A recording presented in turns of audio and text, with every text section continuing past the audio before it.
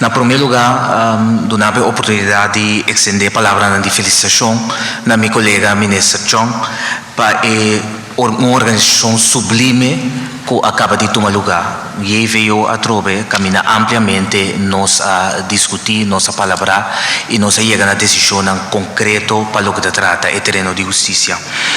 Entre outros, nós para que na colégio de jefe de corpo policial, qual também a reunir simultaneamente com nós aqui de EVO.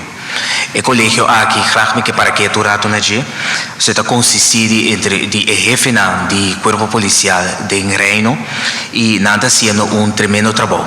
E esse é trabalho que me tenho que aplaudir e qual me por visa que nós como ministro de Justiça está sumamente orgulhoso de.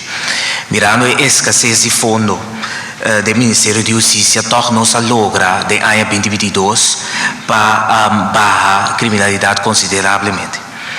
Para continuação, ancramento e desenvolvimento de colaboração policial de Reino, aí uma agenda estratégica contínua. A agenda aqui tem como objetivo para intensivar e ancrar uma colaboração estrutural entre os países de Reino, conservando cada país sua responsabilidade própria. Ponto de saída de ancramento de colaboração aqui está com atendimento de criminalidade que está sobrepassar a fronteira da mais melhor, combater de uma maneira integral e dor de trabalhar em colaboração estreita com o outro. Essa aqui também traz, obviamente, vantagem operacional mútua. Exemplo de essa aqui, entre outros, estratégia para enfocar o crime, bom de juventude, violência relacional, integridade de diferentes corpos, pero também de traficação de gente, qual está netamente dia meta de Memorandum of Understanding, que me espera que pronto nos lo firma, e assim nos pode ancrar vez mais a cooperação com os 5 outros de Reino.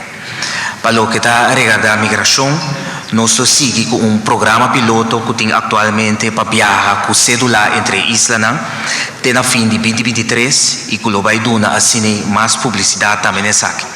Essa aqui lo traz mais benefício entre o turismo e banda de esse também para trazer família mais fácil na outro.